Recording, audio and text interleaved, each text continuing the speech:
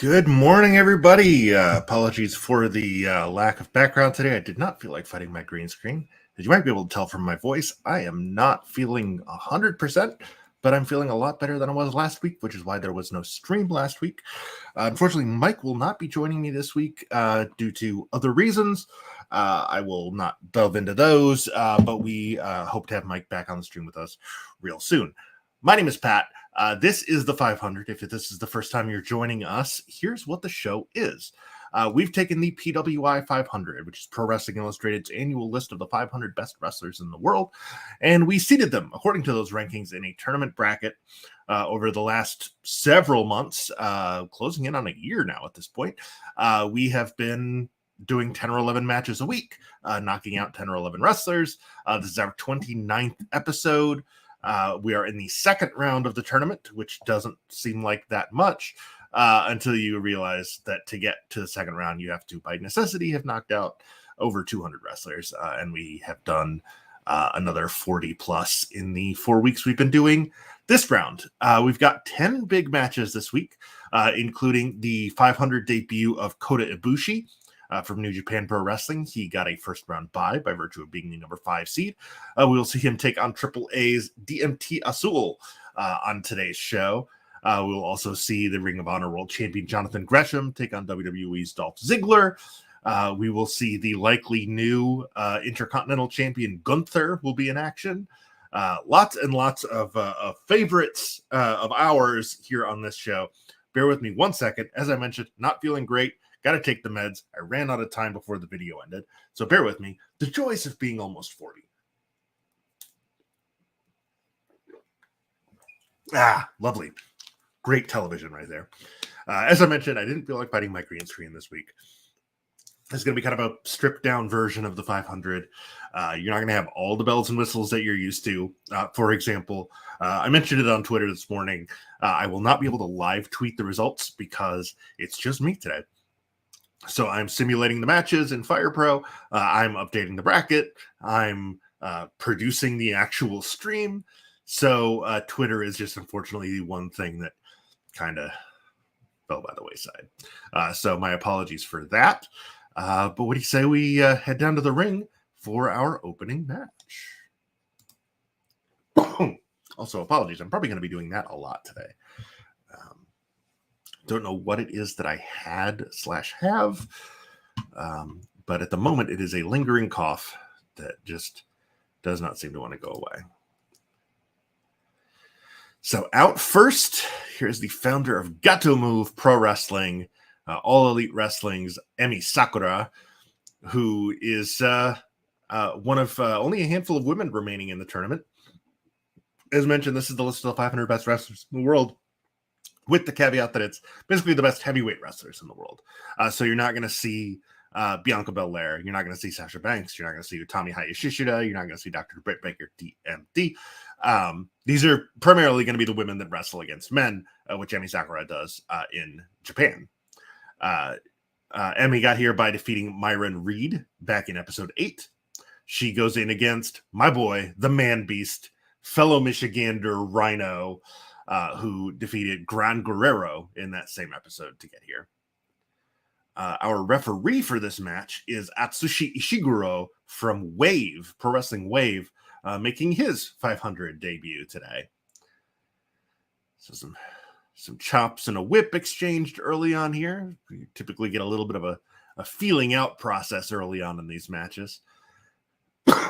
Both wrestlers' first round matches went over 10 minutes. Rhino's went 15 before he put Gran Guerrero away with a gore. He is representing Impact Wrestling's Violent by Design stable. Impact so far is 17-16 in the tournament, which is the second worst among promotions with at least 20 matches. All Elite Wrestling, on the other hand, is 45-36, which leads in both wins and losses. And they have the second best record among promotions with at least 20 matches.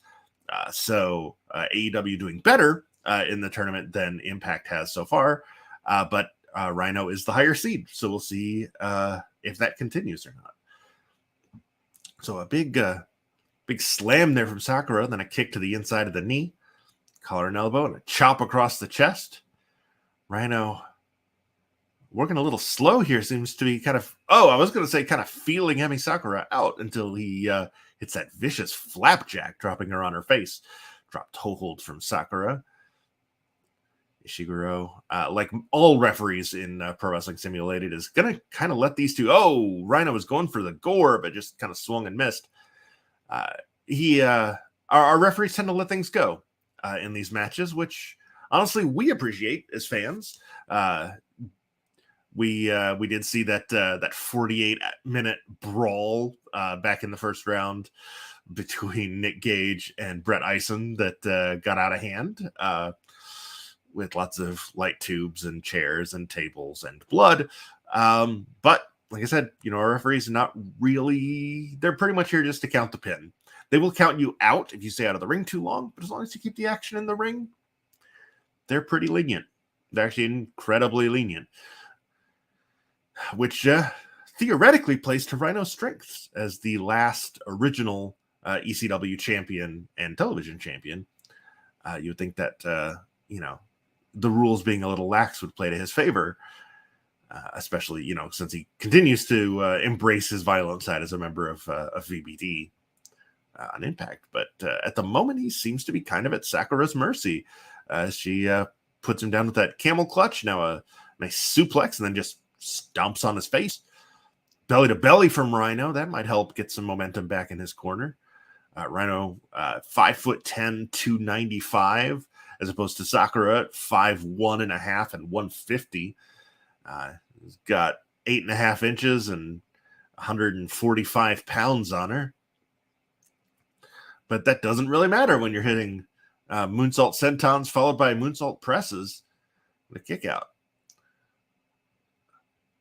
And we do have a very strict no spam policy. So give me 1 second. I will get that deleted if I can.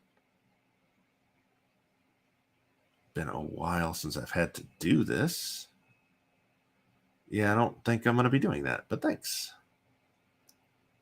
I think I have to do that in Twitch, don't I? Bear with me. Front chainsaw with an elbow there from Sakura. Running cross body, 2.9. 2.9. Off the ropes comes Sakura, ducks under the clothesline, but eats another belly to belly.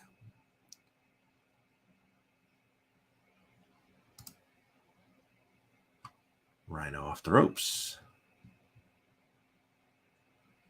Sorry, managing multiple screens here. Big drop kick there from Sakura.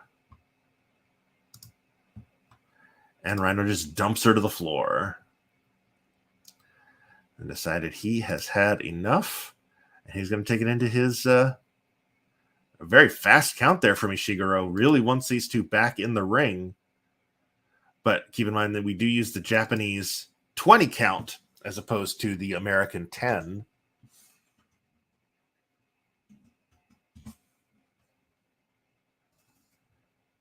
Well, as luck would have it, I don't appear to have a login for Twitch. Awesome. So, spammy comments are just going to stay up. My apologies.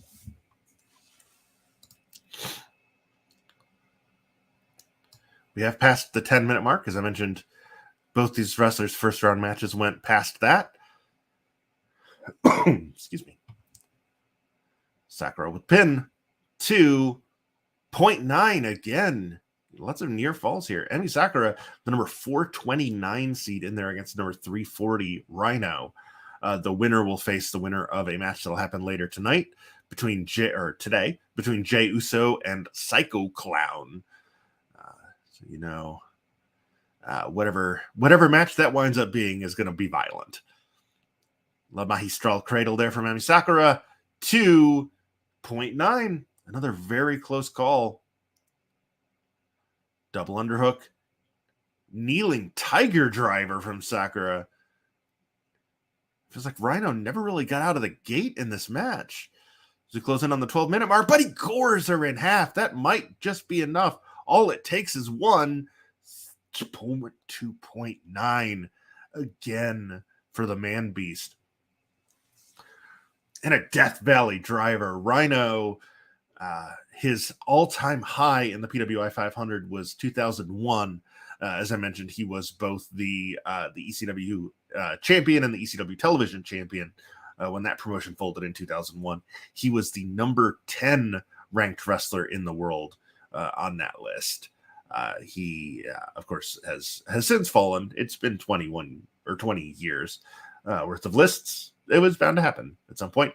I thought he was going for the gore, but he saw that Sakura had kind of snapped out of it and instead turned it into a clothesline. Went for another clothesline, but Sakura dodges this one. Off the ropes comes Sakura with a clothesline of her own. Go behind. Rhino elbows her in the face. This is a bad time to taunt, Rhino. You need to go for the kill. Another big clothesline. I wonder why he's not going for the gore when he does that. Oh, hip check from Sakura. Rhino with a punch to the gut.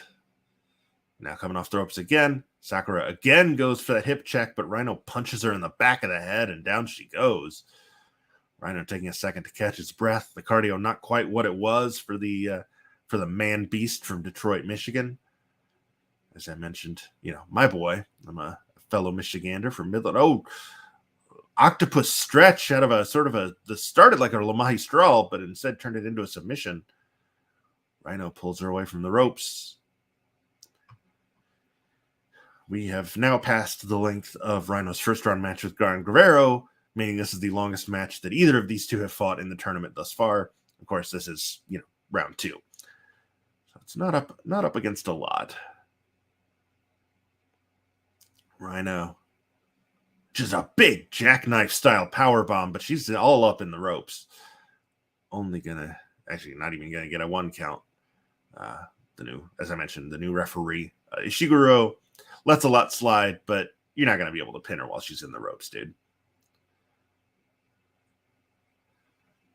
Sakura with a Canadian backbreaker.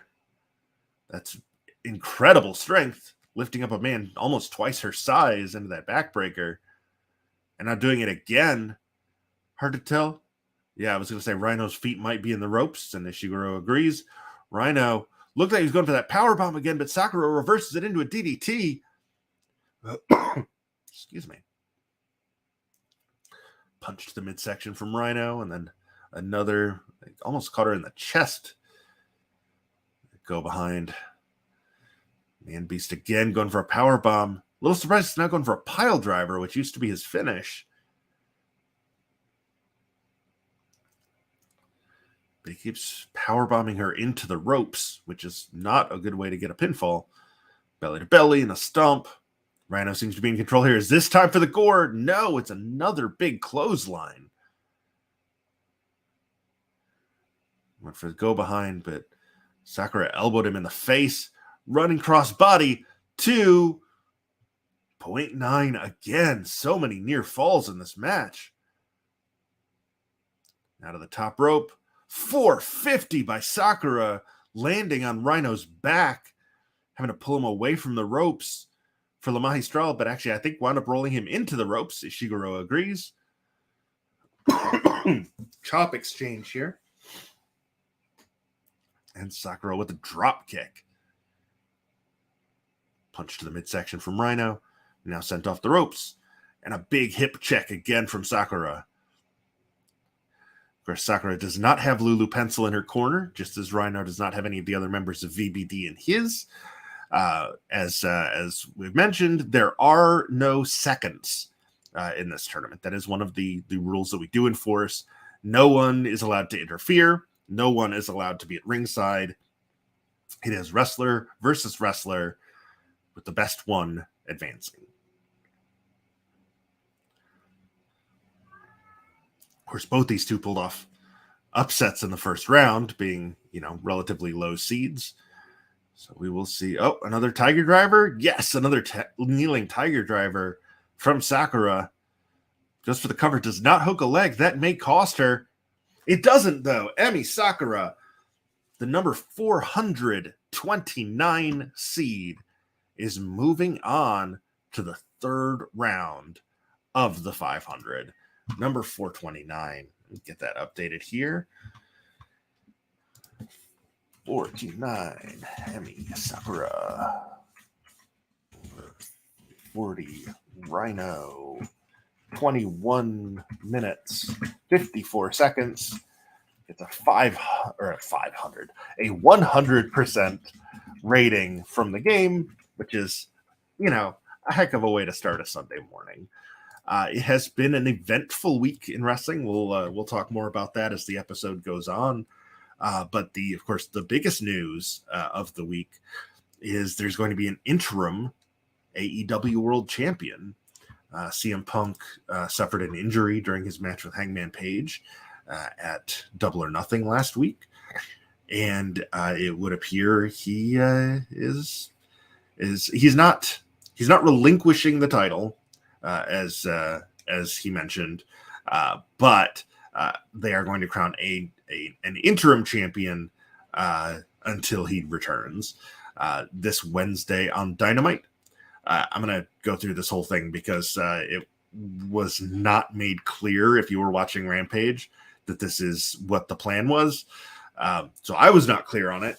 Had to spend some time on Twitter this week to figure out what it is exactly I'm going to be watching on Wednesday. Well, probably Thursday because I have class Wednesday night. By the way, class is still going great.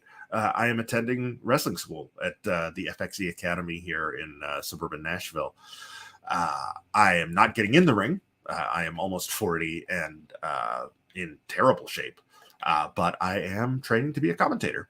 So I'm basically counting this as extra credit, even though I'm not sure that AJ is watching. If you're watching, though, AJ, hi. Or any of the other guys from the school. Or girls. Hi, Ashley, if you're watching. So here's how the title eliminator is going to work for the interim world title in AEW. This Wednesday on Dynamite, there's going to be a battle royal. It hasn't been announced how many people. It doesn't sound like it's going to be a casino style battle royal. It's just going to be a whole bunch of people in the ring. Last man standing wins and moves on to later in that same show. This was the part that was not made clear on Rampage. Later on in that same show, excuse me, the Battle Royal winner will face Jon Moxley, who's the number one contender, so he automatically gets added to that match. Will not be in the Battle Royal. So Battle Royal winner faces Jon Moxley this Wednesday on Dynamite. Meanwhile, at a show in Japan for New Japan Pro Wrestling, excuse me, Hiroshi Tanahashi, who was supposed to face Punk at the Forbidden Door pay-per-view later this month, will instead be facing Hirooki Goto at this New Japan show. The winner of that match, either Tana or Goto, will then go to the Forbidden Door pay-per-view to face the winner between Moxley and the Battle Royal. So it could be Moxley against Tanahashi, could be Moxley against Goto, it could be Eddie Kingston against either of those two. It could be MJF against either of those two. It could be somebody we're about to see in our next match, Jungle Boy. Whoever wins that match this Wednesday will face the winner between Tanahashi and Goto. The winner of that match at Forbidden Door is the interim AEW champion and will defend the title until Punk returns, at which point whoever is the interim champion will face Punk for the undisputed title. Similar to what they did when Cody Rhodes was injured, and they introduced the interim TNT title that Sammy Guevara won, and then unified both belts. That's what they'll be doing in AEW with their world title. So I know that's super confusing. It took me a while to, kind of wrap my head around it, but that is how that is going to work. But something else that's going to work is heading down to ringside for our second match of the day.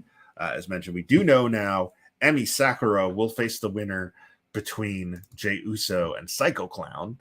That match will happen in the third round, obviously. The Uso Psycho Clown match will happen later this morning. But first, this. Eichmann Jiro, formerly one half of Jacket Time with Kushida, because, God, they just don't know what they're doing. Jiro beat Evil Uno back in episode 8 with a step over arm breaker. WWE is 44-33 which is the best record among promotions with at least 15 matches. We've got our second AEW representative of the day, and that's the number 69, nice, seed, Jungle Boy, our first wrestler of the day who was actually favored in their first round match. He defeated KC Navarro in episode 16. He is one half of the AEW World Tag Team Champions, which is not at all a confusing picture right now. He and Jungle Boy are the tag team champions. No interim needed. Although we'll see how long that lasts, considering how incredible that Young Bucks Lucha Brothers match was on Friday. You got to believe that by virtue of that win, the Bucks are coming for Jurassic Express's tag team titles. Excuse me. Like I said, been a rough week breathing-wise. I do have a humidifier going over my corner. Doc prescribed me an inhaler. I've already taken my morning dose of that, drinking lots of fluids. Eventually, I will be back up to 100%.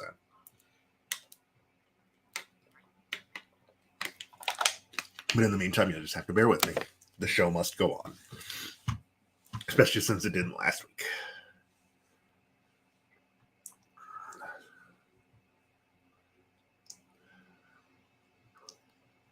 So Jiro was, before being signed by WWE, one of the top names in All Japan Pro Wrestling.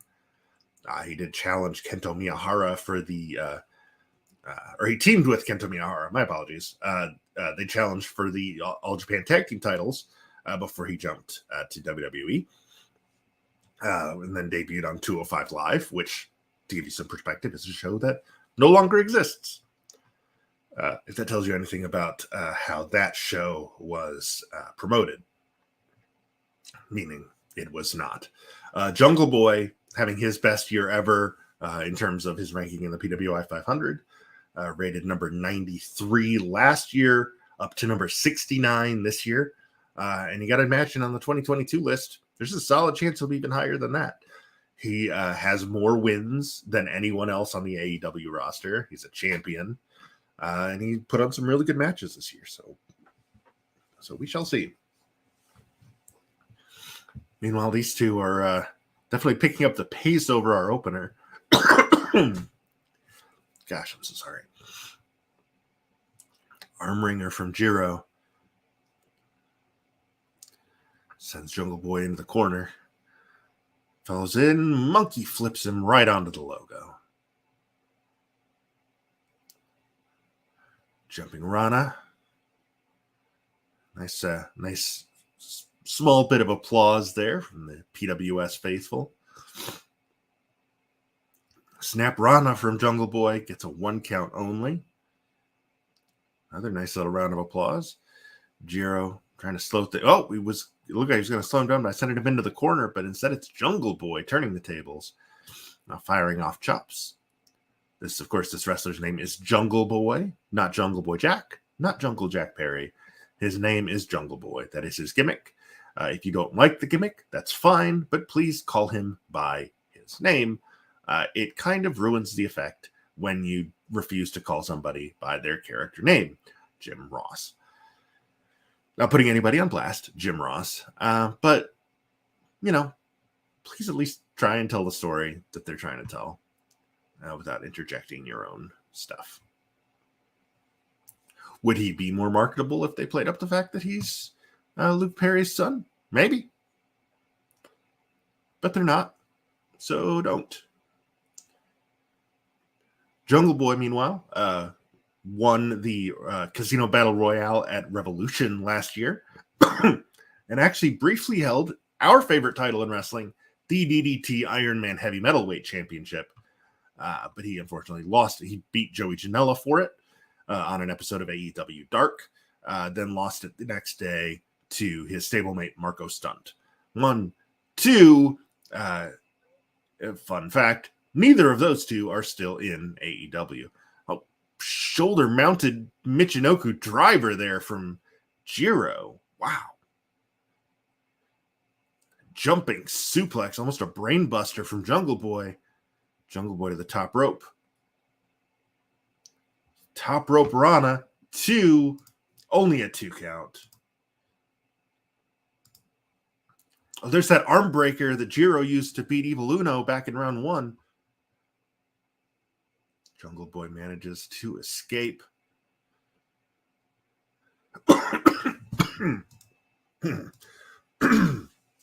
Excuse me. 2.9.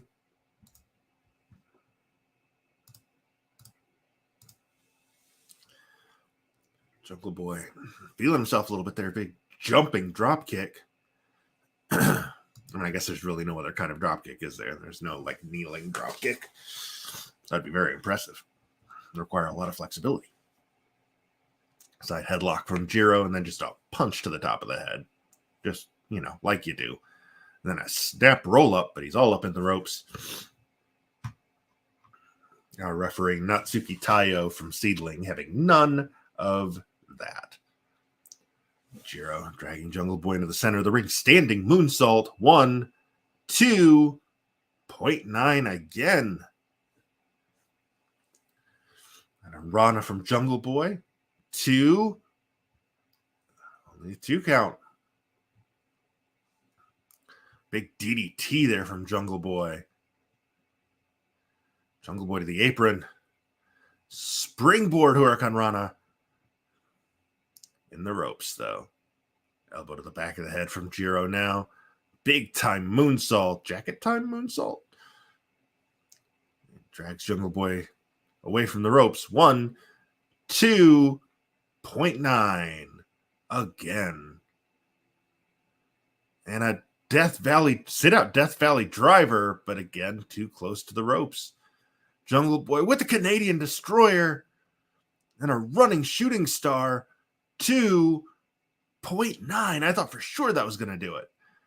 A jaw jacker from Jungle Boy now. And Ziggler from Jiro, and both men are down. Both men to their feet now. Jiro was going for a slam, but Jungle Boy got out of it. Oh, kneeling reverse pile driver there from Jiro. That might be enough. 1, 2.9 again. Lots of near falls in this one. Jungle Boy with a kick to the midsection. Going for that destroyer again, and he hits it. Drags Jiro away from the ropes. But Jiro gets to his feet before Jungle Boy can go for the pin. Again, it looked like Jungle Boy wanted the destroyer, but it got turned into that reverse pile driver by Jiro. Now pulling him to his feet. Rolling through into a cross arm breaker. He's too close to the ropes, though. Ref calls for the break. Jiro off the ropes. Huracan Rana from Jungle Boy. 2.9. We have surpassed the length of Jungle Boy's first round match with KC Navarro. We are closing in on that 16:32 mark, which was the length of Jiro's match with Evil Uno. Jungle Boy now with another Canadian Destroyer. Pulls Jiro into the middle of the ring. Again, that running shooting star. 1, 2. That's got to be it. 3. And it is 16 minutes, 18 seconds. Jungle Boy advances.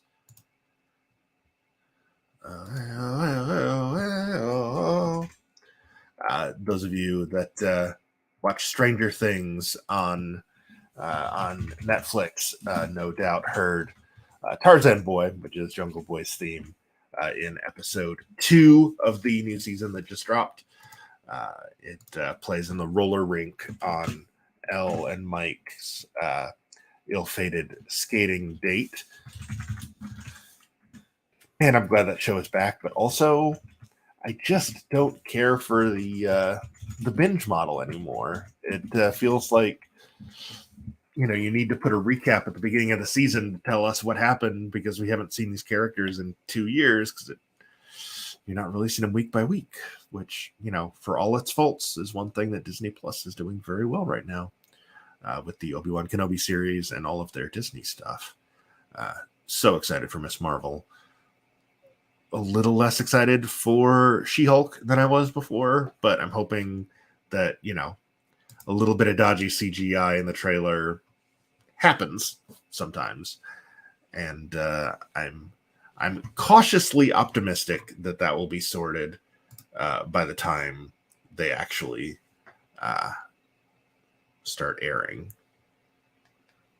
For whatever reason, my controller was not doing anything. It actually continues not doing anything. There we go.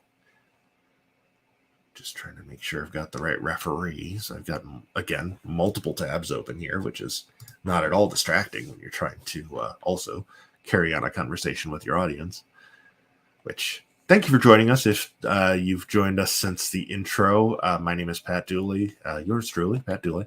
And this is the 500, where we took the Pro Wrestling Illustrated top 500 wrestlers in the world for 2021. And we are pitting them against each other in a single elimination tournament.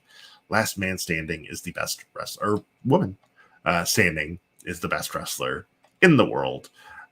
We are on our 29th episode, which means, we're closing in on 300 eliminations. In fact, actually, I should probably look and see. That might happen in this episode. 1 second. No, it will happen in the third match on next week's episode.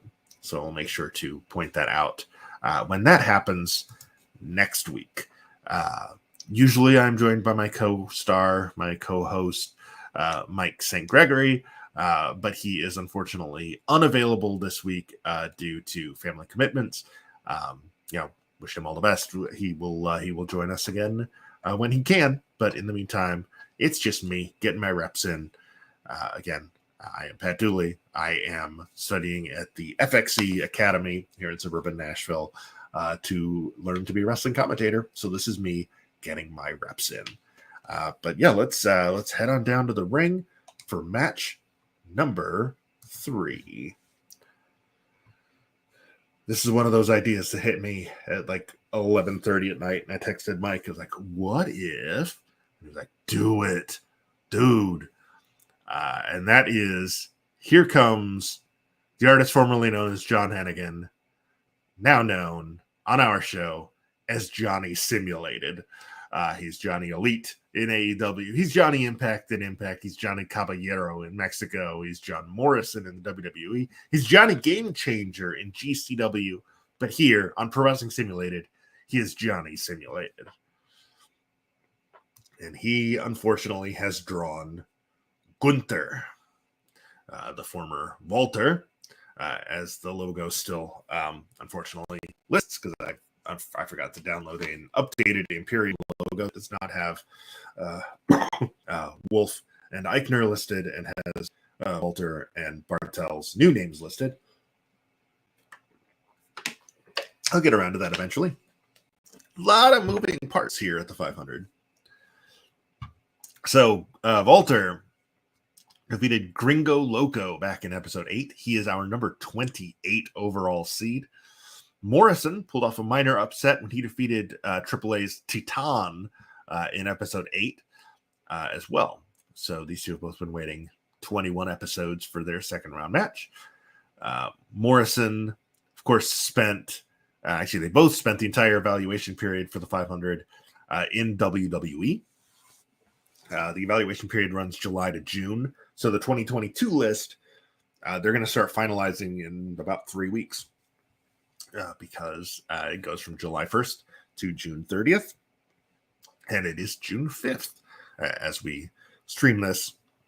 If you're watching it later on YouTube or Twitch or Facebook, it's, whatever day it is. Take that minus, or take June 30th minus whatever day it is. And that'll tell you how many days it is until that happens. I think Roman Reigns probably the runaway number 1 this year.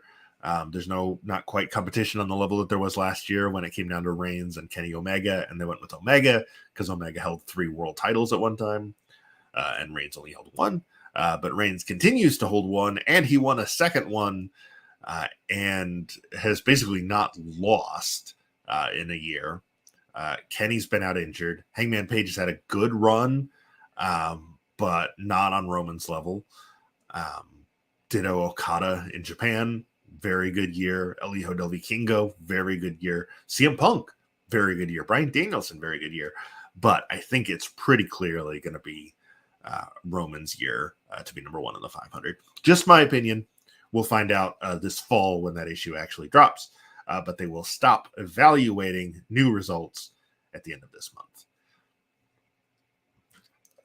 Meanwhile, Johnny Simulated hanging in there with Gunther, who's not quite throwing out his biggest chops yet. We imagine we will see those as the match goes on. Big super kick from Johnny Drip Drip, which is a nickname I hated, so it'll be the last time you hear me say it. Johnny Simulated, just a chop to the, even more of a slap to the face from Gunther. I was talking earlier about using the guy's proper gimmick name, and I almost called him by his old one, which is Walter. But he's Gunther now. Off the ropes comes Simulated with that drop kick. Johnny Simulated now sent off the ropes by Gunther, who hits him with a back elbow.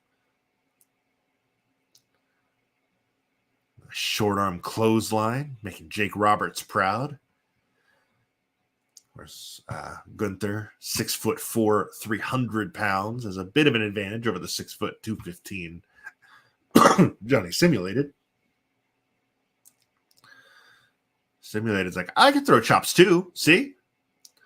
None of them quite packing the impact that Gunther's do, but he's still in relative control of the match. Going for a suplex now. Very impressive strength. Great core strength from the Prince of Parkour, Johnny Simulated. Side headlock from Gunther, just trying to rip his head off. Our referee is Yoshinori Umeki, representing Glate, which is a promotion with some of the most confusing rules in the business. So you will not hear me try to explain them. I forgot to mention earlier that by virtue of his victory over Ikemen Jiro, Jungle Boy will now face the winner of a match we will see later today between Go Shiozaki and Chuck Taylor. Meanwhile, Gunther and Johnny Simulated, the winner of this match will face the winner. This is going to be a great one. It's going to happen on next week's show. Zack Sabre Jr. and Ace Austin. The winner of this will face the winner of that.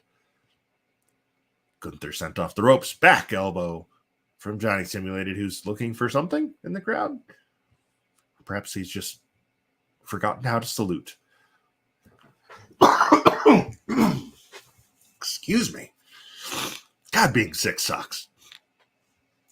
Simulated to the top rope with a big moonsault press.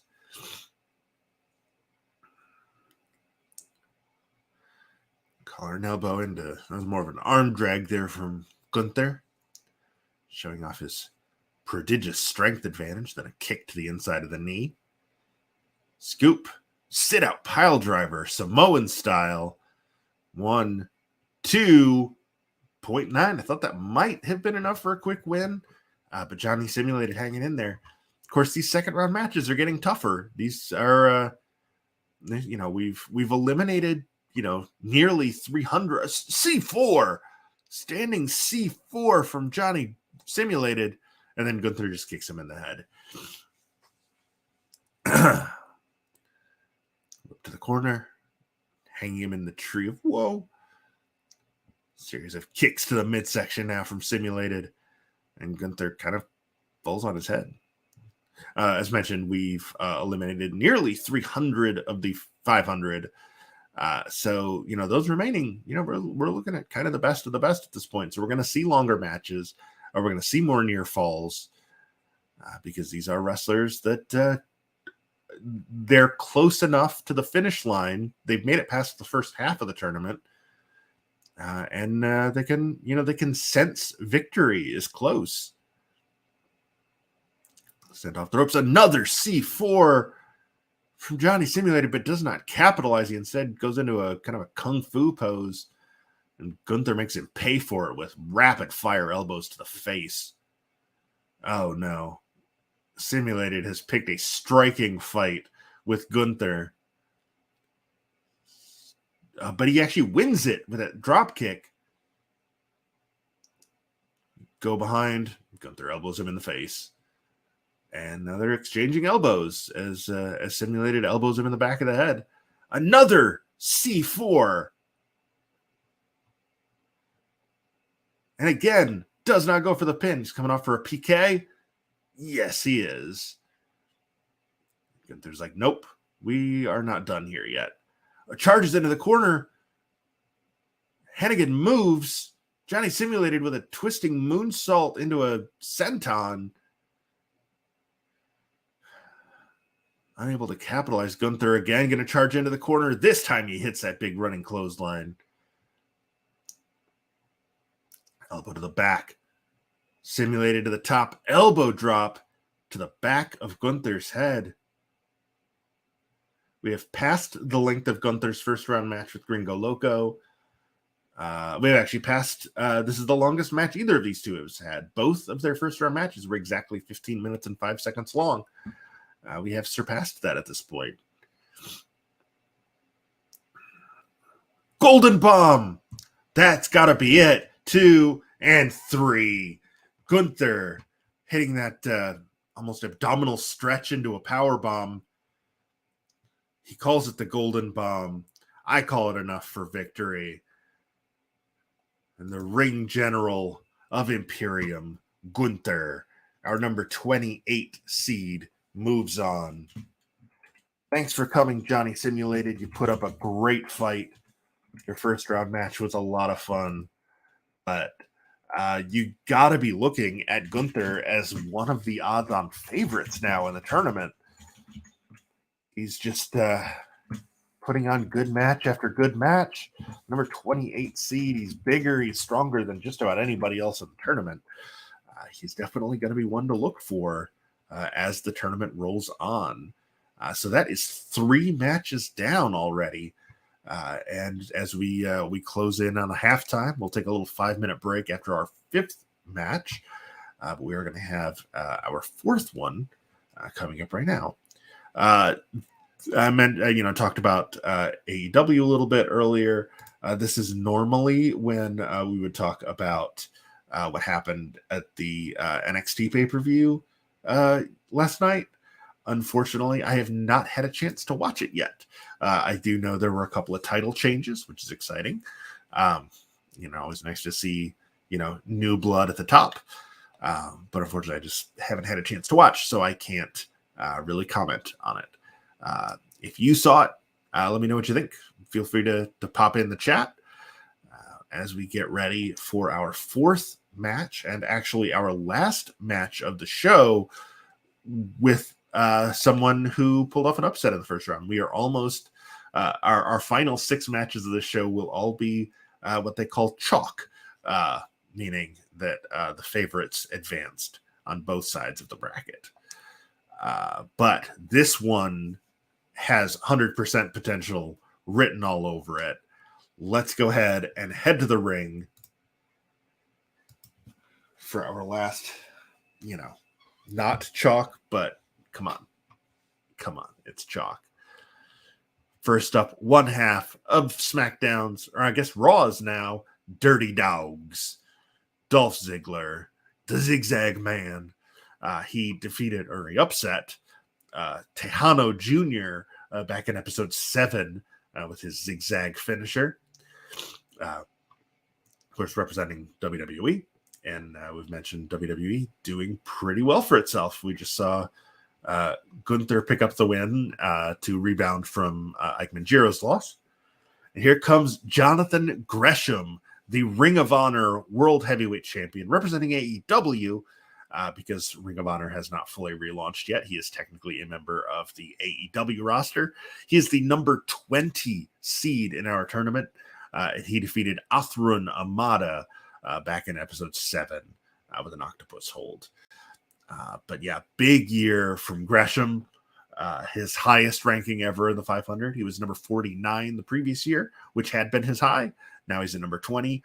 My hunch is he will probably slip a little this year since Ring of Honor only existed for half the year. He's had some impressive showings in limited action as part of AEW.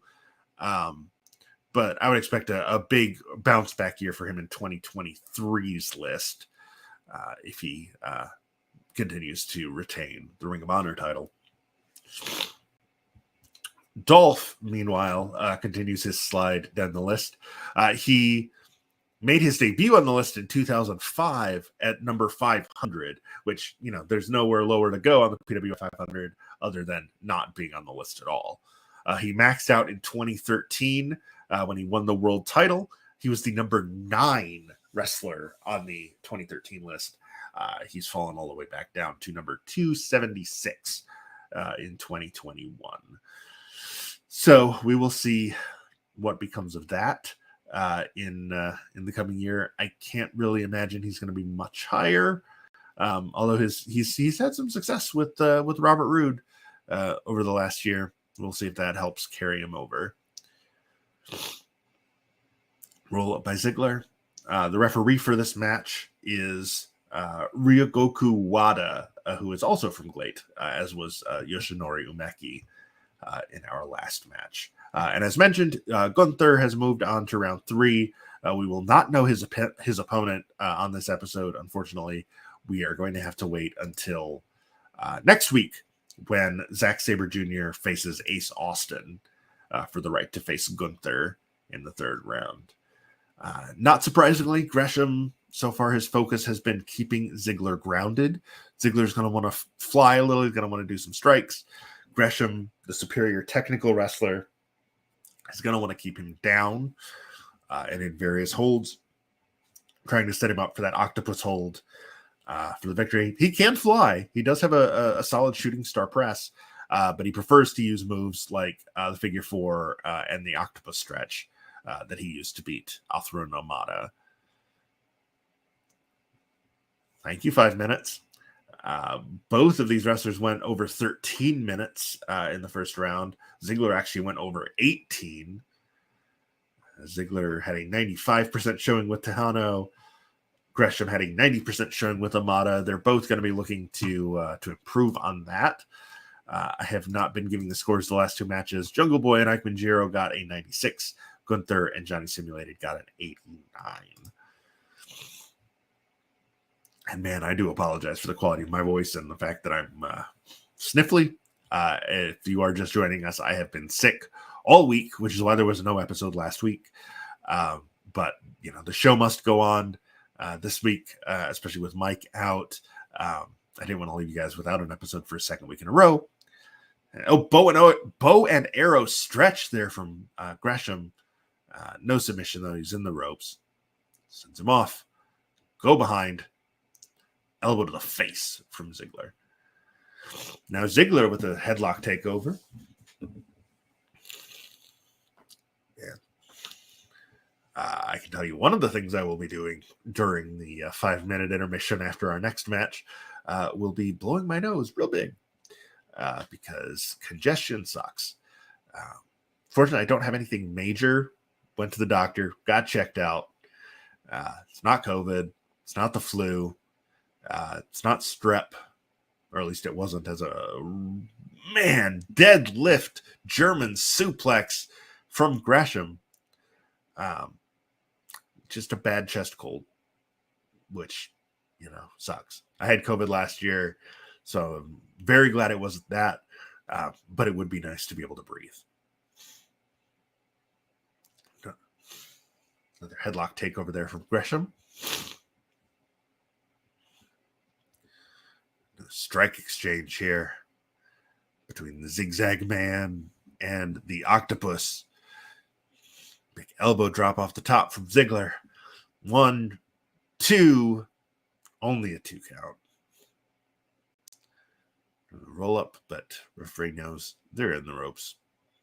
Big forearm across the face from Gresham. I have been asked during the course of the show why you see certain referees more often than you see others. Well, the goal is to actually have all of the match. A stump puller from Ziggler. That's not a move you see very often.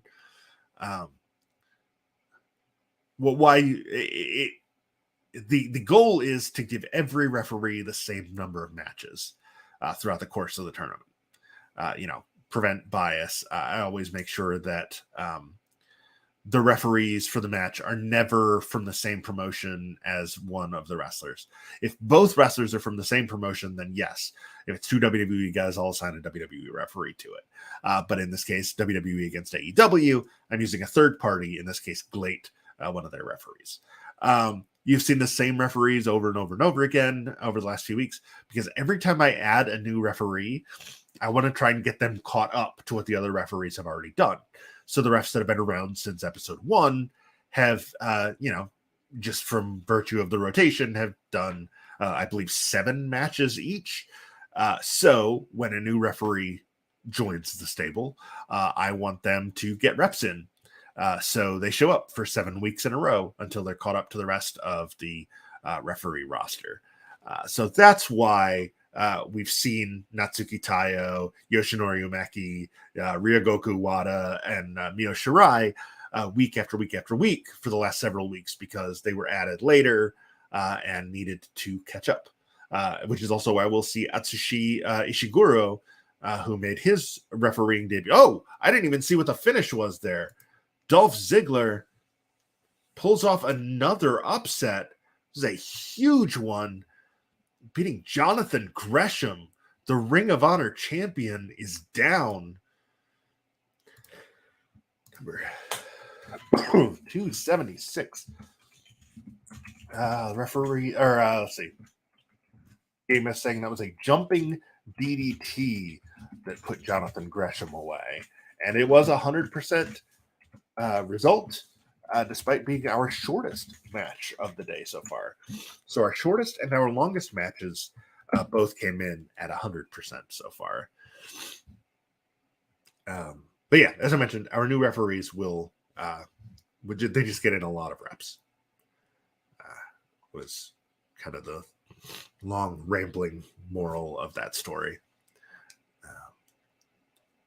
But it is now time for the main event of the first half of our show. I will be taking a little 5-minute break after this one. Clear my throat, medicate, drink some fluids, update some stuff in the spreadsheet I have for the show in terms of the bracket and results. But yeah, Dolph Ziggler pulling off the upset will now face the winner of today's match between Fred Yehai and Tetsuya Endo. Either one of those should be fun. But first, I need to find... There he is. Hello there. Speaking of which, Obi-Wan Kenobi. Blown opportunity to have him say hello there when he was introduced to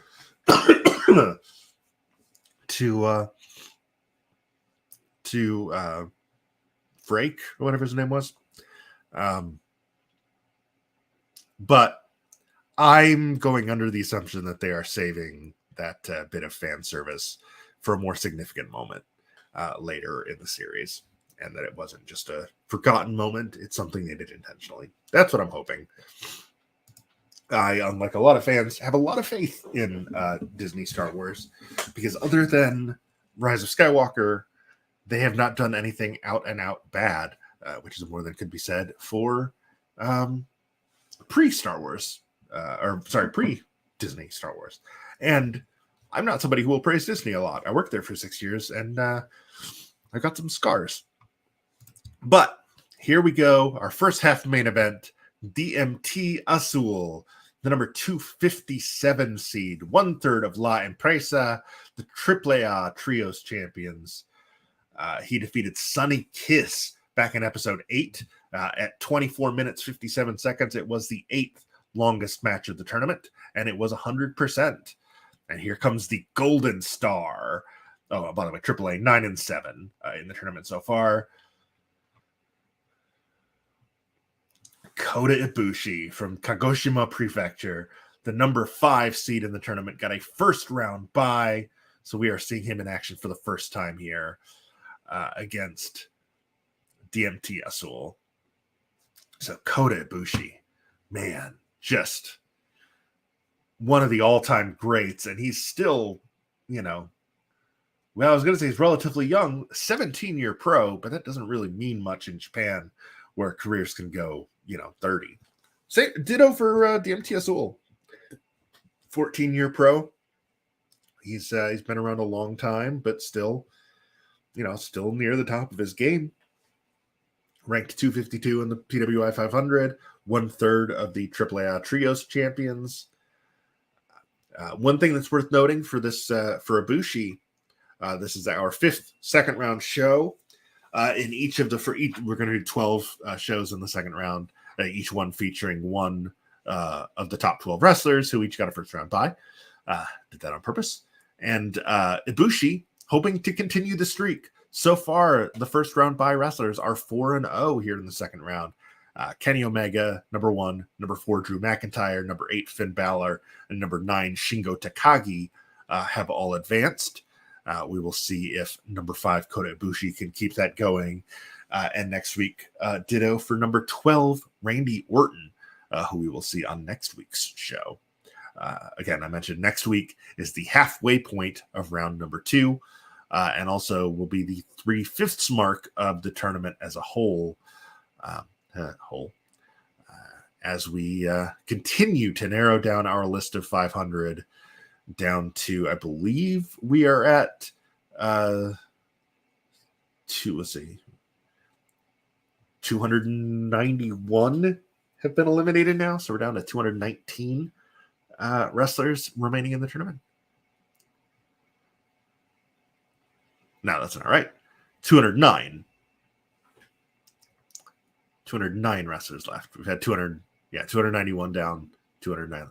Oh, God, just that big knee lift right into the face, too. I thought that might have been it. That Ibushi, a shining star for Japan. They call him the Golden Star. New Japan has not fared well in this tournament, which is surprising because peeling back the curtain a little bit, Fire Pro Wrestling World is a New Japan game. So you would think they would be doing pretty well in this, but no. Through 54 matches, they are 25-29, which is far and away the worst record among promotions with 20 or more matches in the tournament. Rolling through into a sort of a variation on the clover leaf from Azul, DMT Azul, formerly known as Diamante Azul, which means the blue diamond, is now DMT, which, you know what DMT means. The referee for this match is Mio Shirai, the sister of Io Shirai from WWE. They were tag team partners for many, many years until, unfortunately, injuries ended Mio's in-ring career. But she is now a well-respected referee for the Oz Academy promotion in Japan. In the immortal words of Jesse from Toy Story 2, that's in Japan. Scoop and a power slam from DMT Azul. Now wrenching on the ankle.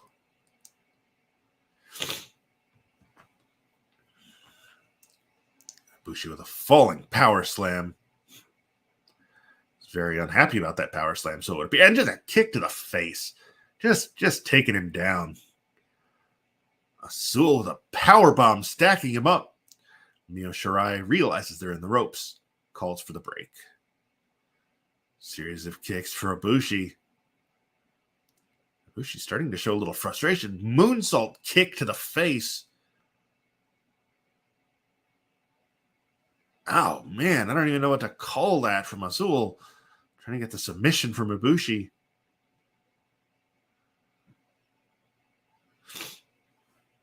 Azul 6 feet, 214. Ibushi 5'11", 205. Very evenly matched in that regard.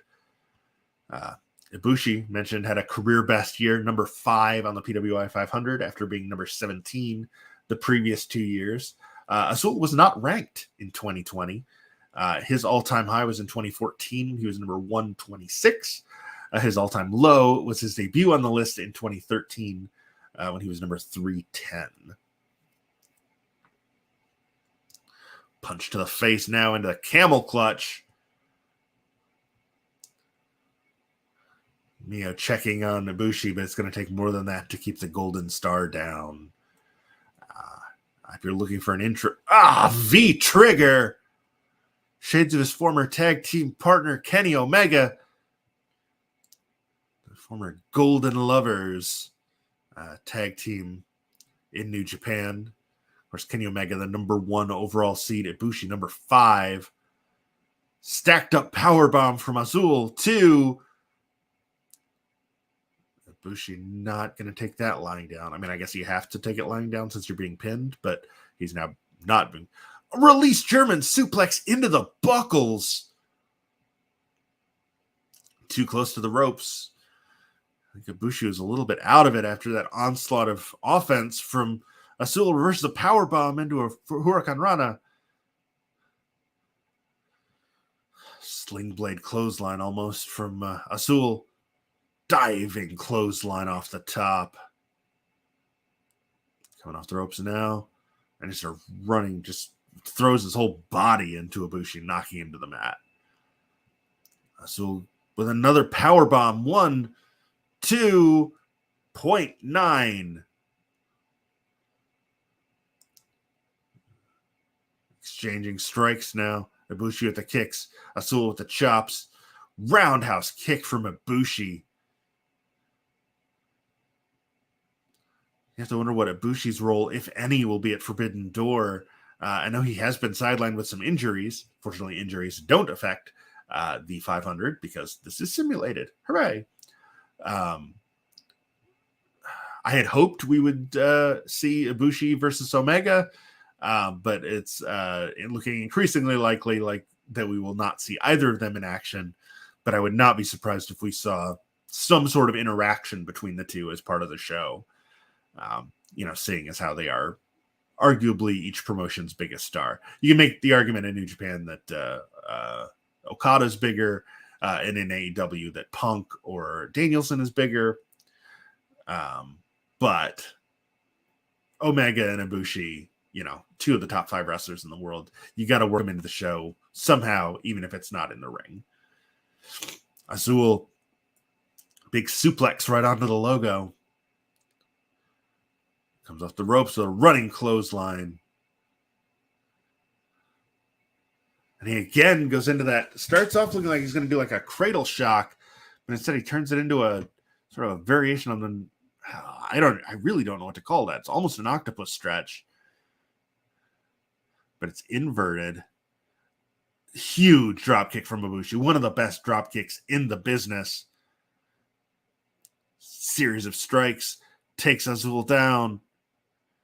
Pulls him back up by the mask. Sends him off the ropes for another drop kick. And a PK to the spine. Kick to the midsection. Signals for the V trigger and hits it. That does it. 1, 2, 3. No doubt there. Kota Ibushi, the number 5 seed, moves on. Excuse me. To round number 3. So that was the first of our 6 chalk matches for the day. Kota Ibushi with the Kamigoye, the V trigger, beats DMT. Azul, 99%. They couldn't quite get to that 100. But Ibushi moves on to the round of 128. The third round. We have mentioned before that the third and fourth rounds will be contested slightly differently than the first 2 rounds have been, where we will have 16 wrestlers enter each show. 4 will leave. We will actually have 2 matches apiece for the 4 that advance. So, for example, so Kota Ibushi has won his match, right? Actually, that's a bad example. Let me use some that have already advanced. Let's talk about Kenny Omega. In the third round, Kenny Omega will face Mustafa Ali. Yuji Hino will face Hartley Jackson. The winners of those 2 matches on that show will then face off later on in that show to advance. So there will be 4 such 4-man brackets with 1 advancing from each. They will then go on to the 5th and 6th rounds, which will be contested the same way, which will then narrow us down to our final 8. We just figured that's going to be a quicker way to get through the tournament, so we're not kind of dragging out these later rounds. We know you guys just want us to get to the action. You want to see the winner. We want to see the winner. So that is that's the route we're going to take starting in round 3. Rounds 3 and 4, rounds 5 and 6, and then rounds 7, 8, and 9 will be within the same shows. So yeah, that's the first half of the show. Quick rundown of what we've already seen. Emi Sakura upset Rhino with a double arm whip. Jungle Boy beat Eichmann Jiro with a shooting star press. Gunther beat Johnny Simulated with the Golden Bomb. Dolph Ziggler upset Jonathan Gresham with a jumping DDT. And we just now saw Kota Ibushi, the number 5 seed, keeping the top seeds all alive, defeating DMT Azul with the Kamigoye. When we come back, 5 more big matches to go. We will see. Sorry, one second. I'm on the wrong tab. We will see Jey Uso from WWE's Bloodline taking on Psycho Clown from Los Psycho Circus. Winner will face Emi Sakura in round number 3. We will see Pro Wrestling Noah's Go Shiozaki take on Chuck Taylor from AEW's Best Friends. The winner that will face Jungle Boy in round 3. We will see Impact Wrestling's Eric Young take on All Japan's Kento Miyahara for the right to face Mysterious Q in round 3. We will see Fred Yehai against Tetsuya Endo. The winner will face Dolph Ziggler. And in our main event, we will see New Japan Strong's J.R. Kratos take on SmackDown's New Day's Xavier Woods, the King of the Ring. The winner will face Kota Ibushi in round 3. So 5 more big matches still to go. I'm going to take a little break. I'm going to take some medicine, drink lots of fluids, and when we come back, hopefully my voice will sound better and the matches will just keep getting better. This is the 500.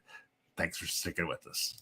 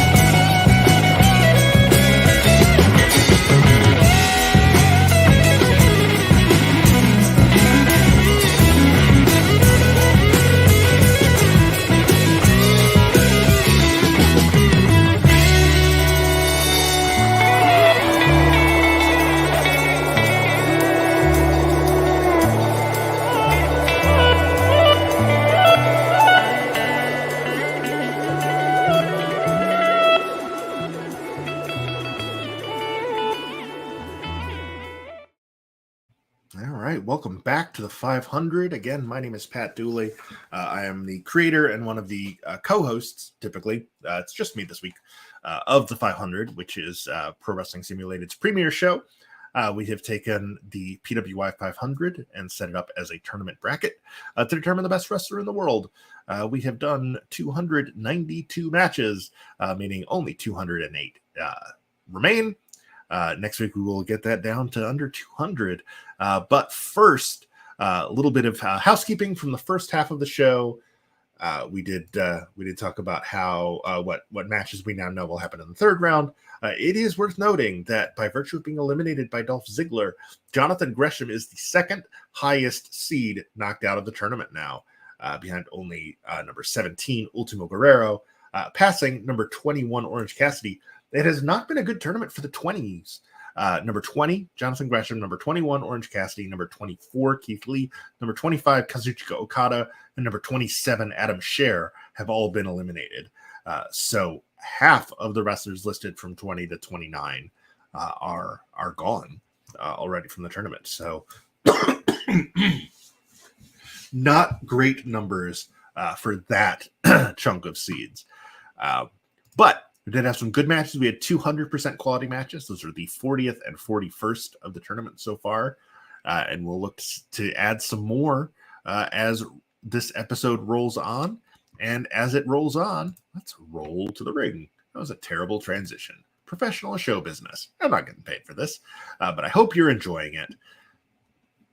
As we now head down to the ring for the unofficial luchador of Pro Wrestling Simulated, the unofficial official, I suppose I should say, Psycho Clown, 1/3 of Los Psycho Circus, Totalmente Payaso, Psycho Clown, 6'2", 236 pounds, defeated John Wayne Murdoch back in episode 7.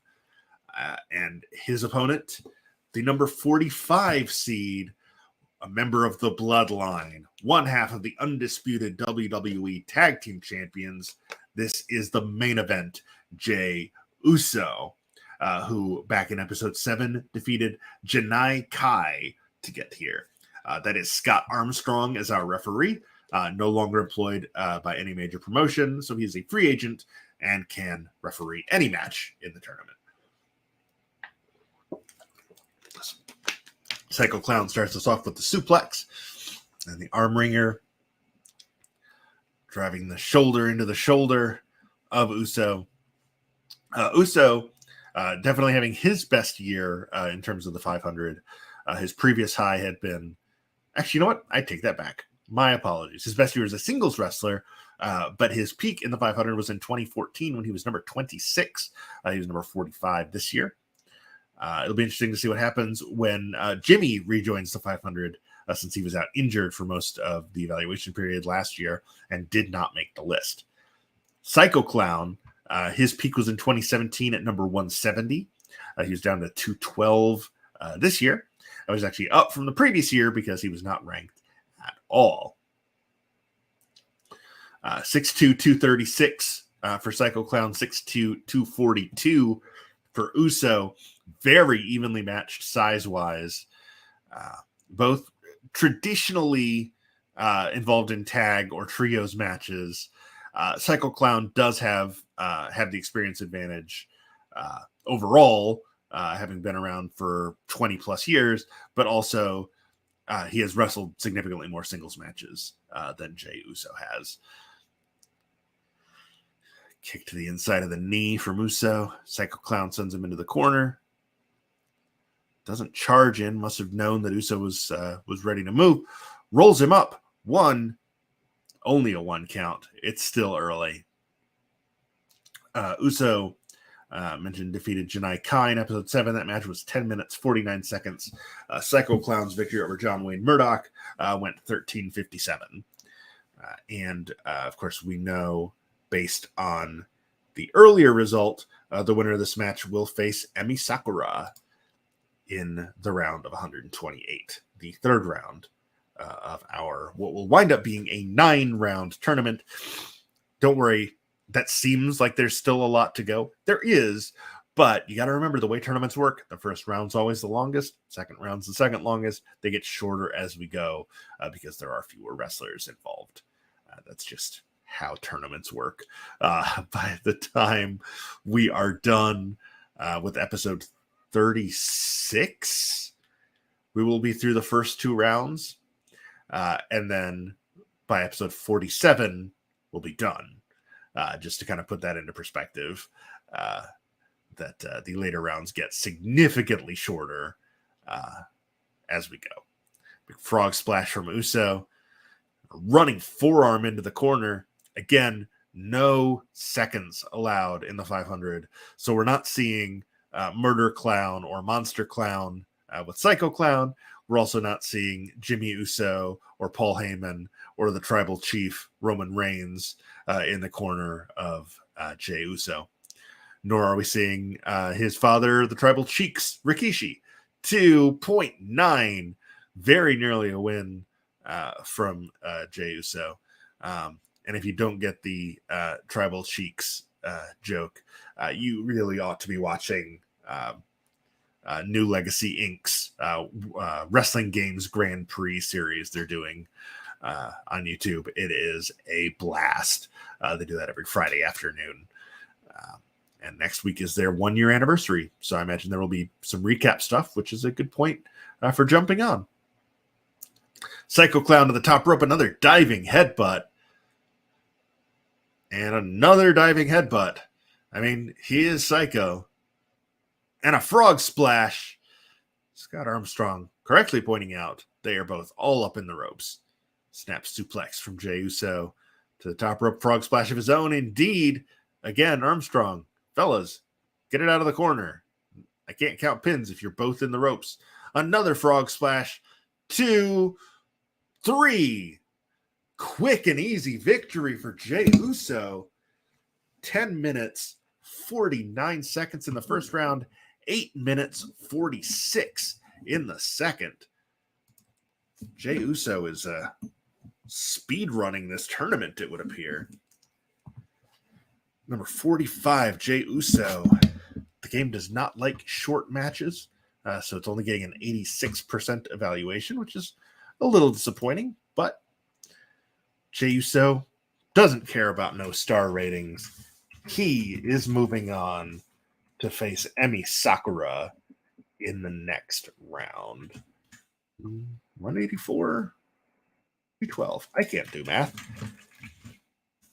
You'd think now I would have most of these seeds, if not memorized, at least easily accessible mentally. Nothing's easily accessible mentally as you approach 40. Jey Uso advances for a showdown with Emi Sakura. Big win for Jey Uso. We've got 4 matches left on this show. Again, I've said it a few times, but if you are just joining us, my apologies for the quality of my voice. I have been sick all week, which is why there was no show last week.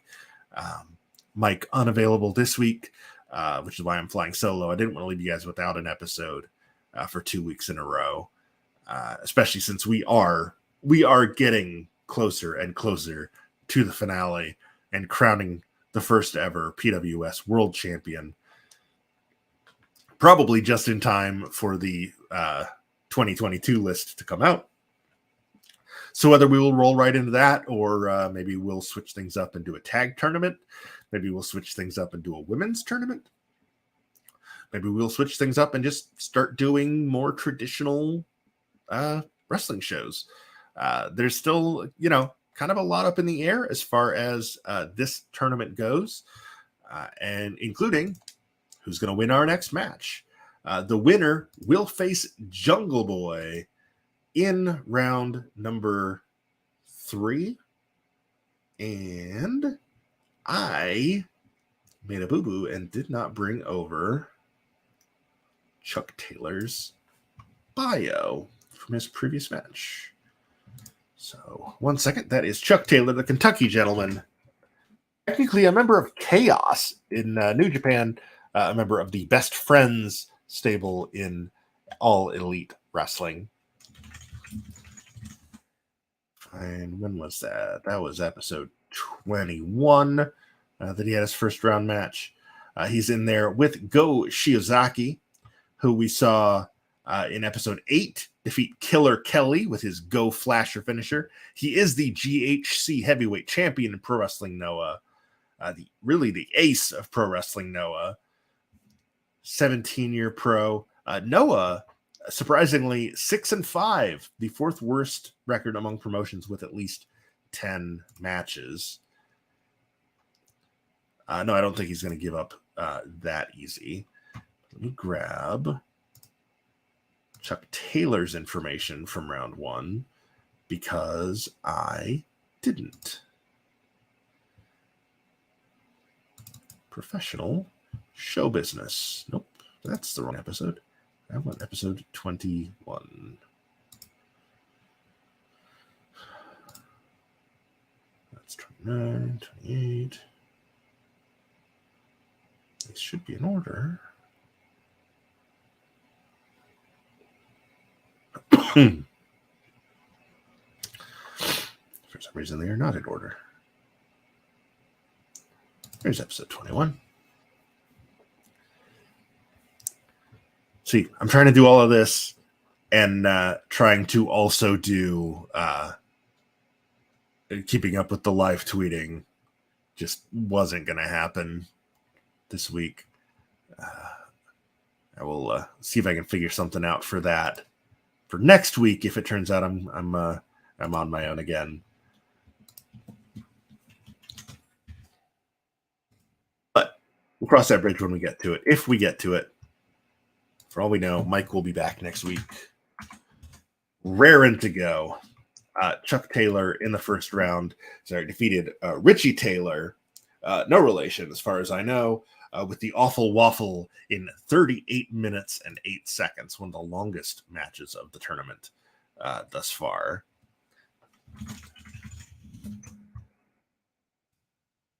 No, he doesn't give up. Silly referee.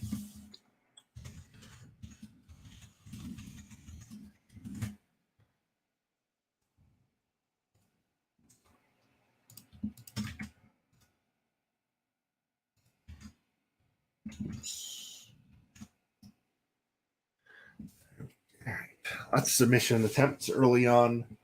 Much too early for that to be effective. The referee for this match is Dan Engler from WWE. Of course, we've got Noah against AEW, so we can have a WWE referee for this match. Again, all of these matches for the rest of the show will be what we call chalk. The favorites advancing from the first round, facing off in the second. Go Shiozaki, the number 60 seed in our tournament, peaked on the PWI 500 in 2015 at number 31. Chuck Taylor, number 197, down from his all-time high in 2012 of 127. Both men put on 5-star matches, according to Dave Meltzer, during the evaluation period, which again runs from July 1st to June 30th. So that would have been July 1st, 2020 to June 30th, 2021.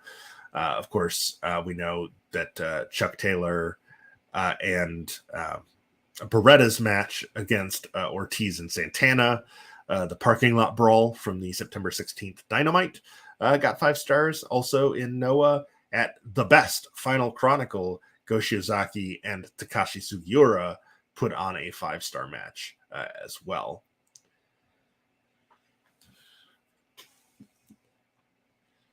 So number 60, Go Shiozaki. Number 197, Chuck Taylor. Number 69, nice, Jungle Boy awaits the winner. Spinning back chop from Shiozaki as Taylor was grabbing a chair from under the ring. Shiozaki just kind of kicks him in the butt.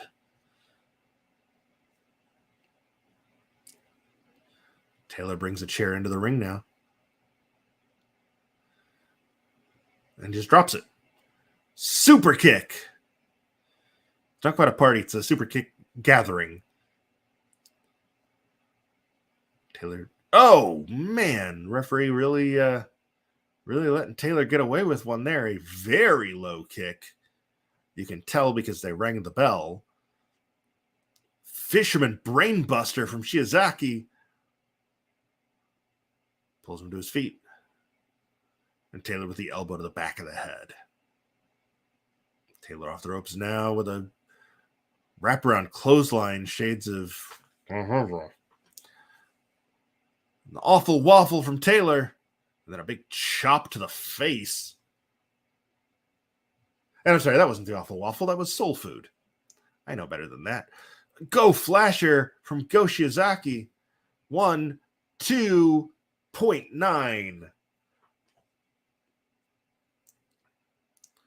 Belly to belly overhead suplex from Taylor. Now coming off the ropes. The running double stomp to the chest of Shiozaki. Step up Enzigiri. Now coming off the ropes. Double stomp to the back. Uh-oh, here comes a strike exchange. Taylor with the forearms. Shiozaki with the chops. Super kick. And a hurricane there from Go Shiozaki. That spinning back fist. She's more of a spinning back chop. Taylor to the apron. Looking for a springboard. Drop kick to the back of the head. And Shiozaki is down. Taylor again off the ropes. Thought he might be going for that double stomp again, but Shiozaki's back to his feet too fast. Elbow to the face. And just a stand-up lariat. 1, 2.9. I thought that might have been enough, but it was not. Taylor to his feet. Taylor off the ropes again. Pump kick to the face. Chop to the chest from Shiozaki. Taylor going for a suplex possibly, but instead Shiozaki suplexes him to the floor.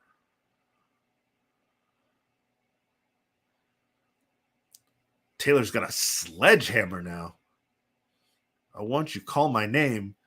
Let me be your sledgehammer. This could be my testimony. Watch your mouth, Chuck.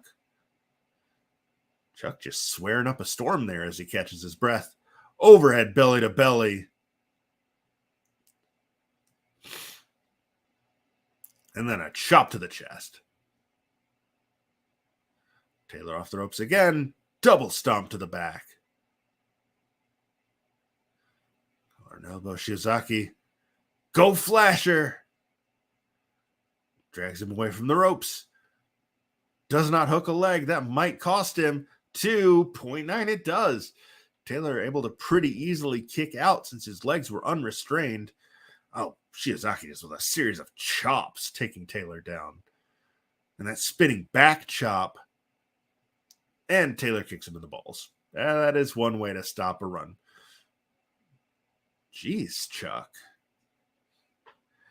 I'm not sure how strong the audio is coming through, but he swearing a lot. And a big just stand-up lariat again. 1, 2, 3. Go Shiozaki advances. The number 60 seed in our tournament moves on to face Jungle Boy. Oh, Shiozaki over Chuck Taylor. A head pickup lariat, as the game calls it. 87% quality, 15 minutes, 52 seconds. Head pickup lariat. Just like that, only 3 matches remain here on episode 29 of the 500. Excuse me. I do, of course, continue coughing. I'm really trying not to, but not having a ton of luck with that regard. Adrian Butler from WWE will be our referee for this match, who we've been calling Daryl Sharma since the beginning because he did not have a work name yet. He is now going by, what did I just say? Adrian Butler, senior referee for WWE. So good for Adrian on the promotion and being given a name. Master has given Dobby a sock. I guess you're official once you have your actual name and you're not just referee. A couple of, well, one is a name that should be bigger, and the other is a name that was once big, but it will still be I expect a bit of a brawl here in our 8th match. We will find out who will face Mysterious Q in round number 3. Mysterious Q, of course, won his match last week to advance to the 3rd round. And here comes Kento Miyahara, the ace of All Japan Pro Wrestling. All Japan 9-1 in this tournament, the best record of any promotion with at least 5 matches. Kento Miyahara, the Triple Crown champion, the most prestigious title in All Japan Pro Wrestling. We saw him back in episode 7 defeat Kevin Koo in a 100% quality match, 26 minutes, 11 seconds, the 6th longest match of the tournament. Eric Young, member of Violent by Design, former leader of the Sanity faction in WWE, has been ranked as high as number 19 on the PWI 500 back in 2014. He has slipped to number 77. He defeated, got the hiccups. On that same episode 7, he defeated Dan Maloney with his Edge of Sanity finisher to advance.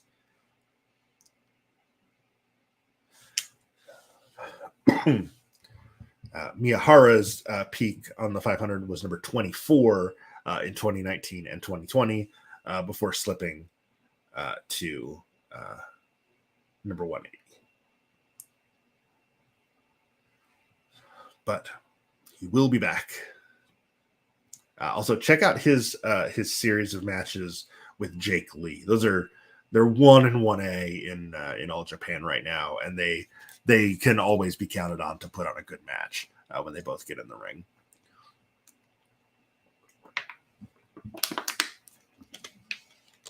Miyahara is always one of those guys in Extreme Warfare Revenge, the booking simulator PC game, which if you are a wrestling nerd like I am, you should check out EWR. It is free. EWBattleground.com is where you can download it, as well as stat mods. There's a user on the boards there who puts out a new file every month that has all the updated champions, rosters, all that good stuff. But Miyahara is one of those guys that as soon as he becomes available to sign, I always try to get, because he just is, he's excellent. He's always over. He puts on good matches.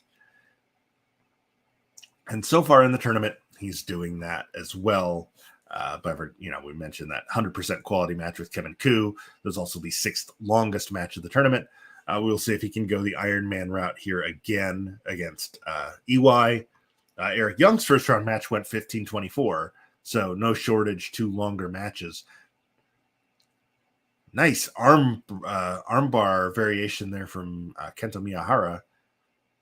Now we're exchanging strikes. Those European uppercuts from Young, and the forearms from Miyahara. Miyahara back to his feet.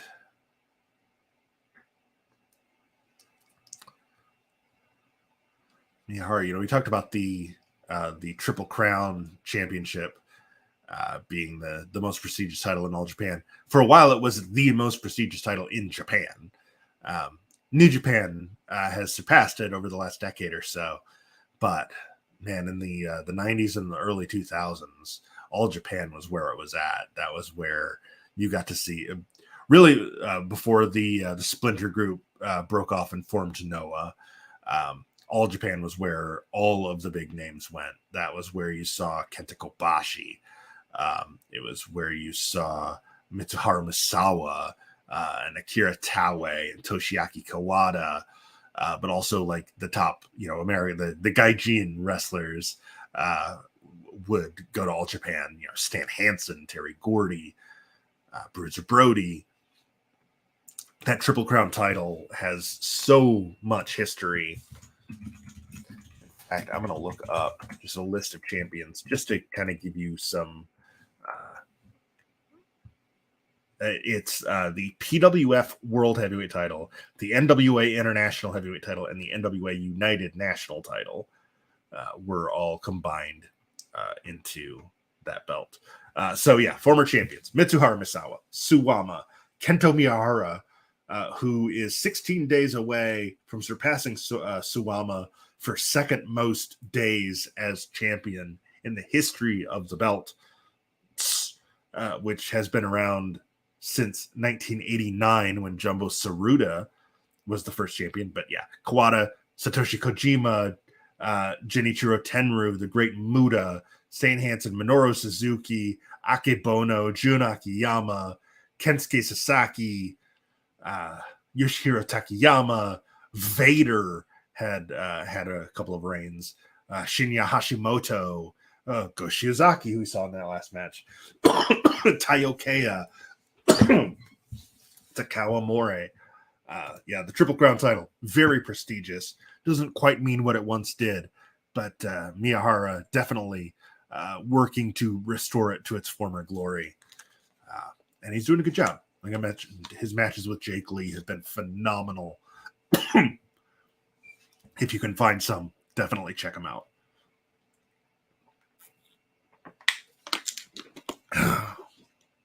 Man. I'm definitely going to be taking it easy the rest of the day. Oh, man. Straight jacket suplex from Miyahara, 2.9. This is taking more of a toll on my voice than I thought it was going to. But I guess I haven't talked much in a week. Wheelbarrow suplex face first onto the chair by Young. That might be enough. It is not. A little surprised Miyahara is not bleeding after that, but lucky break from Kento. Inverted atomic drop, and then he just stood him up for a clothesline. Great combination there from Eric Young. Deadlift German suplex from Miyahara. 2.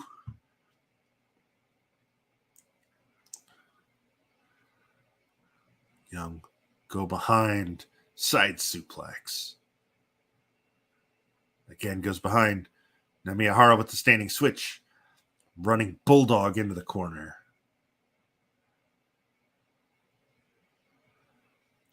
Young sends Miyahara into the corner. Putting him up top. I thought he was going for a superplex, but Miyahara moves.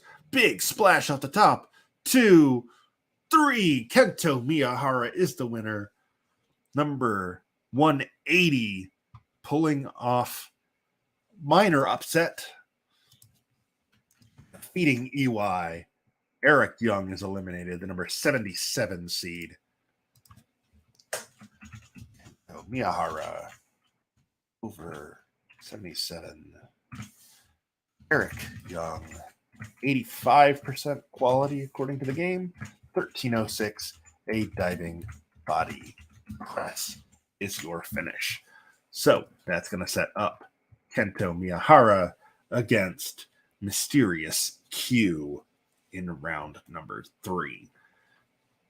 2 matches remain. We did it, guys. We have almost survived. You have almost survived a full episode of listening to my terrible voice right now. I do apologize for making you sit through that, but again, didn't want another week to go by without a new episode. So thanks for bearing with me. And hopefully we'll have Mike back real soon to be joining me here on commentary, help with the heavy lifting a little bit, but also I just miss my friend. I would like to have him on here with me. But yeah, it is our semi-main event now. Another question that we get sometimes, I mentioned earlier about the conversation we had about referees. Another question we get is, how do we determine the match order for each show? So for rounds 1 and 2, here's how I've done it. The closer the 2 seeds are to each other, the closer to the end of the show they'll be. So, for example, our next match, 109 Fred Yehai, 148 Tetsuya Endo. Very close in seed-wise. and our main event is even closer, 124 and 133. So that's where we start. We go, the widest gap to the narrowest. Then I'll go through and see what are the lower seeds. So, for example, the Rhino Emi Sakura match that opened the show, both of those two pulled off upsets in the first round, so they were both lower seeds. I want to open the show with the lower seeds build to the higher ones. So, basically, some of the seeds and some SUM and difference between the seeds are the two biggest factors. And then once that's arranged, I'll look and see if they have ever faced each other before. And if they have, those matches get bumped to the end of the show.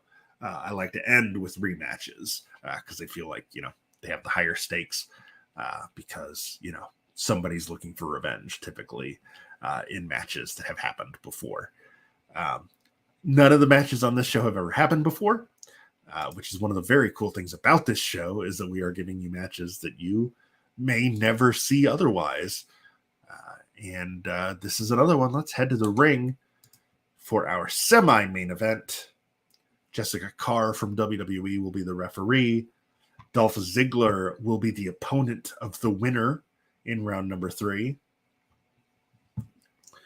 But first, here comes Tetsuya Endo, representing DDT Pro Wrestling, who, again, if you're not watching DDT, you gotta check it out. He is the KOD Open Weight Champion, which is the top title in DDT. His all-time high on the 500 was number 102 last year, fell to 148 this year, and he defeated Eric Cannon back in episode 7 with his Tower Hacker Bomb. DDT 9-4 through 13 matches. Fred Yehai representing New Japan Strong. He's an indie star, but we always try to put everybody in a promotion if they are primarily wrestling for one. He is primarily wrestling for the New Japan Strong brand here in the States. He defeated Isami Kodaka back in episode 7. So yeah, we are seeing a couple of technicians here, or technikers, as our favorite site Cage Match would say. So very exciting to see what will come of this match. Both men went 12 minutes plus in round number 1. So we will see if this one is another lengthy one. So again, so far we have seen Emi Sakura advance by beating Rhino. We saw Jungle Boy beat Ikemen Jiro. We saw Gunther beat Johnny Simulated. I'm still tickled by that name. Dolph Ziggler upset Jonathan Gresham, making Gresham now the second highest seed eliminated, behind only Ultimo Guerrero. Kota Ibushi advanced by beating DMT Azul. Jey Uso beat Psycho Clown to set up a third round showdown with Emi Sakura. We saw Go Shiozaki beat Chuck Taylor to set up a match with Jungle Boy in round number 3. And we just saw Kento Miyahara beat Eric Young to set up a match with Mysterious Q. This is Fred Yehai in the orange against Tetsuya Endo with a tornado splash off the top rope. Endo in the black and purple and red, and Yehai in the black and orange with the pink trim on the sneakers, which is a really pretty dope look. Nice work, Fred. But yeah, Fred Yehai worked a lot of different promotions during the evaluation period. Ring of Honor, Action Wrestling, AAW, bounced all over the world. Picked up wins over Rocky Romero, Timmy Lou Retton, favorite of the show. And Endo was in DDT. He entered the year as the KOD champion. He lost the title later, but has since won it back, as we saw since he came to the ring with it. teamed with Soma Takao and Yuji Hino to win the KOD 6-man titles. He didn't put a score there, but yeah, if you're not watching DDT, as I mentioned, you really should be. They have a streaming service. It is called Wrestle Universe, where you can see DDT, Noah, Tokyo Joshi Pro, Ganbare Pro Wrestling, and I think coming soon AEW, because they have a working relationship with AEW, which is how we're starting to see Konosuke Takeshita showing up on AEW programming, because he is part of that DDT partnership.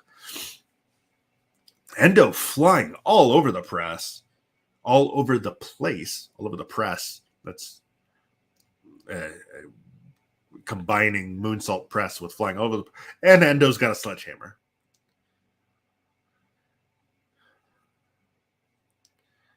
He could be your bumper car bumping.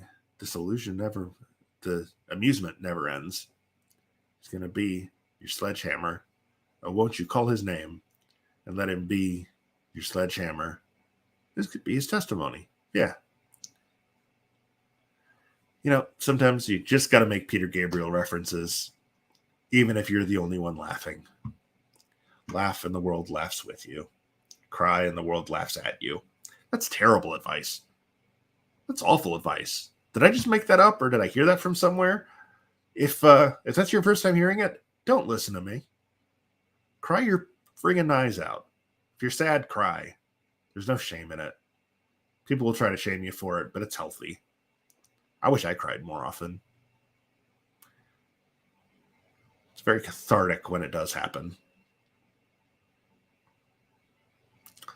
But in the words of my former favorite comic, John Mulaney, I'm Irish, so we just take all of our emotions, hold them right here, and then one day we'll die.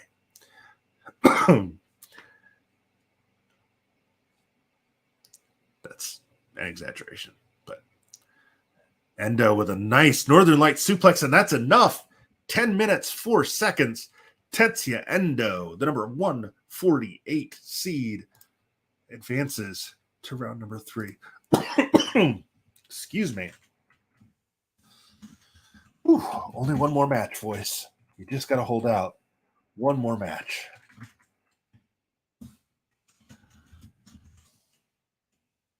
%, quality according to the game for a 10-minute, 4-second victory for Tetsuya Endo. Northern Light suplex. All right, we are almost to the point where there's been enough talk. It's almost time for our main event. Bear with me 1 second while I get that set up for us. The joy of doing this live is I do have to, after every match, go in and, choose choose who's going to be involved, which is fine. I like doing it, but it does make it a little lengthier than when we used to pre-record the matches. But I like this because I don't know who's going to win in each match,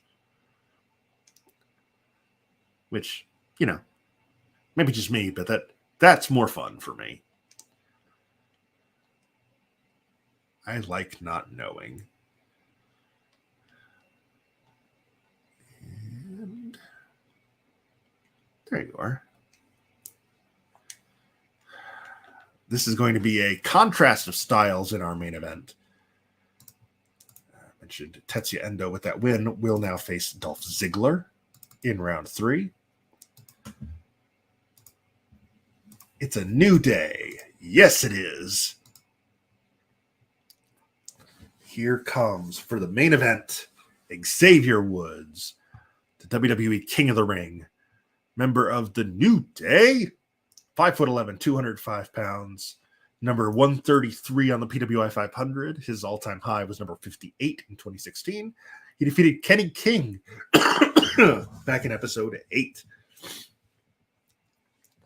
His opponent, the number 124 seed, J.R. Kratos, representing Team Filthy, on New Japan Strong, the God of War, 6'2", 286. He defeated LSG, Leon St. Giovanni, back in episode 8 by countout. One of only 2 countouts that have happened in the tournament. It is also the second lowest rated match of the tournament at only 70%.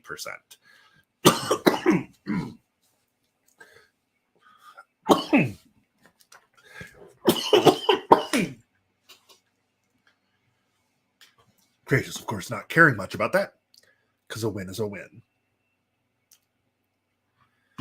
Whew. All right, coughing so hard my eyes water. Winner of this will face Kota Ibushi in the 3rd round. I'm going to not talk much for this match. So my apologies.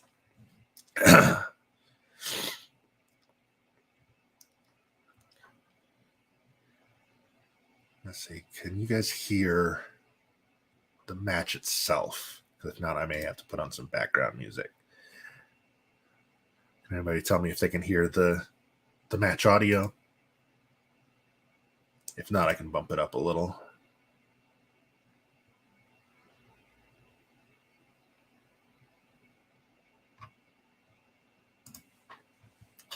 So Kratos definitely going to be looking for the more powerful offense. Woods, more of the technical and high-flying style. So we will see which of those two prevails. A sliding clothesline from Woods. I think I need to just trust my microphone to pick up my voice and not push it. Again, winner will face Kota Ibushi in round number 3. Big power bomb from Kratos, and then a big elbow drop from the 286-pounder from Pacifica, California. His all-time high on the 500 was in 2015 at number 333, which he easily eclipsed in 2021 by getting all the way up to number 124 in his 10th year as a pro. He and Aaron Stevens held the NWA World Tag Team titles after beating Eli Drake and James Storm. Woods held every tag team title imaginable in WWE as well as in Impact. Who could forget his debut in Impact as the stand-in for Pac-Man Jones when Impact put the tag team titles on him and Ron the Truth Killings, ignoring the fact that the NFL was not going to let Pac-Man Jones wrestle. But they made him a tag team champion. So instead, they made it so that it was Freebird rules, and Woods would defend the title on Pac-Man's behalf. Went through a couple of iterations, eventually settling on Consequences Creed, which is where his Austin Creed name now comes from. Of course, he's Xavier Woods in WWE, but he's Austin Creed on his hit YouTube channel, Up, Up, Down, Down, which is just a freaking blast to watch. You can tell he's having a great time just playing video games with his friends. A series of elbows from Kratos. I mean, Kratos is just an imposing figure in the ring. Clearly naming himself, in honor of the God of War, the popular video game series, and the actual God of War Kratos. When he looks like him, he looks like he should be imparting wisdom to his son as they row a boat around the world serpent. But instead, he's in there with 1/3 of the New Day, the King of the Ring, Xavier Woods. Big superplex by Kratos. Took a lot out of both men, though. Elbow to the back of the head from Woods. Series of forearms and then a roaring elbow. So it's recently come to my attention that it is a rolling elbow. I've been calling it a roaring elbow because that's what Joey Styles always called it in ECW when Masato Tanaka did it. Was that a joke about L's and R's in Japanese pronunciation, and I should stop calling it that because it's borderline racist? Or is roaring elbow an acceptable alternative name for the rolling elbow? Like, is that what it's called? Because he had, a whole like lion thing going, and lions roar and his elbow roars. I don't know. I feel conflicted about that. So let me know in the comments or tweet at us. You can see all of our social info in that upper right corner there. We are at PW Simulated on everything. And just like that, Xavier Woods pulls off the upset. WWE King of the Ring.